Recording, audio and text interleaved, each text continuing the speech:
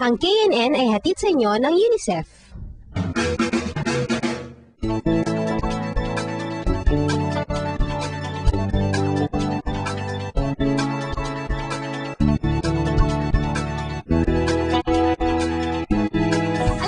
Napansin ko na naging mga seryosong journalist na mga KNN reporters. Sa susunod na report, isa na namang mahalagang issue ang tatalakayin. Nakilala kasi ng KNN reporters ng Manila Bureau ang ilang mga batang dating gumagamit ng rugby. Bakit ba sila nag-rugby? Anong klaseng hype ang nakuha nila dito? Diba sabi nila nakakatanggal daw ng gutom pag nag-rugby? Oo nga, pero ano pag nawala na yung bisa ng rugby? Panoorin lang ng ulat ni Kit tungkol sa mga ducal kids.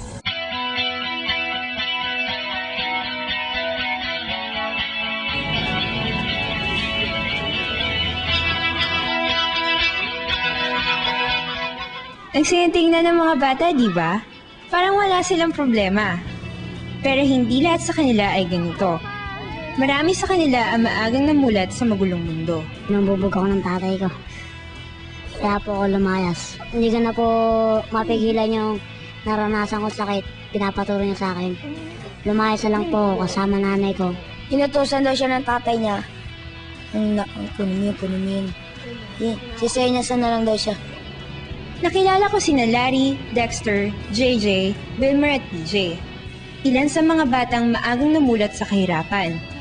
Para makalimot sa mga problemang hinaharap nila araw-araw, sinubukan nila ang pagra-rugby. Sa kalye, nakita namin sa mga bata. Nayaya po kami. Ang rugby ay karaniwang ginagamit na pandikit. Pero para kina Larry, nagsisilbi itong droga. Inaamoy at sinisinghot nila ito hanggang sa sila'y mahilo at makakita ng kung ano-anong halusinasyon. Nakikita namin sa kanila, sinasabi nila sa amin na meron kami kapangyarihan. Pag gumaya ka sa amin, magkakaroon ka rin ng kapangyarihan. Anong kapangyarihan? Raygun, mga ganun, Dragon, Vincent, Imagine, nasa Haven.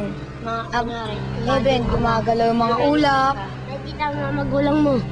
May Imagine yung lumilipad ka. Imagine mo, tinutulungan mo ibang tao, maglalaban tayo. Ito na, Ray Gun! Oh, ganun. Meron kang makikitang kalaban, pag-away ka. Yung pala hindi totoo. Sa paggamit ng rugby, ang naaapektuhan ay ang nervous system. Pinakaapektado ang utak. Maaring magkaroon ng pagkawala ng alaala at madaling pagkawala ng konsentrasyon. Nakalimutan ko kung kailan ako pinanganak, yung birthday ko, dahil lahat yun sa rugby. Sabi ni Larry, nakakaranas sila ng ginhawa kapag gumagamit ng rugby. Marahil ito ay dahil pinapabagal ng mga kemikal ang paggana ng iba't ibang parte ng kanilang katawan. Pampalipas ng sama ng loob, para yung sakit ng nararamdaman namin, mawala. Wala ba talaga ng gutom yun? Pero pag nawala na yung pagkasabog mo, babalik yung gutom mo, sasakit dyan mo. Kahit ang epekto ng rugby ay hawig sa marijuana, shabu at iba pang drogang nakaka-addict, di ganito, madaling bilhin at mura pa. Kunwari po, nagawa kami ng kunwari, yung Sapatos sira. sapatos ko sira, tapos bibili kami ng rugby. Inutusan ng nanay. Inutusan po ako, manong pabili po ng rugby. Saan mo gagamitin? Doon po sa sapatos ng nanay ko. Matching, pabiling dukol. Ano ibig sabihin nun? Rugby. Saan kayo kumukuha nun? Hardware. Limos. Tapos yung iba naman, snatcher. Binibenta nila yung mga pinag-snatcheran nila. Nasa 20, 50, 100, sa 150, ganun. Minsan nag-dispatcher. Nagtatawag ng jeep at saka nagpa-parking.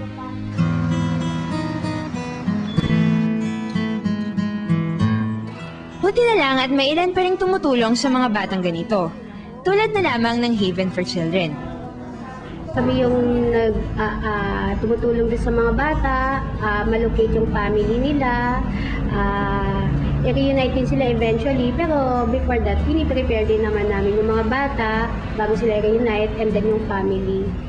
Sa kasalukuyan, mga edad 7 to 15 years old ang mga batang kinakalinga ng Haven for Children. Karamihan sa kanila ay mga batang recovering from substance abuse.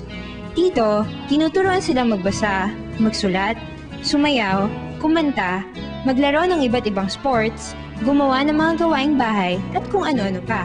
While nandito sila, we do yung mga group activities, individual session, yung mga therapeutic activities din na makakatulong sa bata para parang part yun eh. Kumbaga, yun yung detoxification. Merong temporary na mga magulang na nagbibigay din sa kanila ng love, care, and attention. Kasi yun yung kailangan ng bata. Kaya nga sila umaalis sa pamilya nila kasi hindi nila na-feel yun doon. Di mo nadama ito. Mabuti na lang, habang maaga ay natutulungan na silang gumaling. Tinutulungan din silang maunawaang hindi rugby ang kasagutan sa kanilang mga problema. O kaya po ako nagsisisi dahil yung pagra-rugby na yun, nawawala lahat ng talino mo. Nag-iisa ka na ng bobo, wala ka ng kwenta. Ako may ayoko na ng talimi. Kasi gusto ko na pumakapiling ang aking mga kapatid sa magulang. Tulad din sila ng ibang bata na may mga pinapangarap sa buhay. So po matapos yung pag-aaral ko, makatulong sa kagaya kong mga bata na naabuso. Ilan lamang sinalari sa mga batang nakaranas ng hirap ng buhay sa murang edad. Tumarami ang tulad nila dahil sa lumalalang problema ng kahirapan sa ating bansa. Sana'y dumating ang araw na hindi na kailangang maranasan ng ganitong paghihirap, lalong-lalo na ng mga bata. Dapat sila'y naglalaro at nag-aaral sa halip na namumroblema at pilit na tumatakas sa buhay na di naman nila gusto.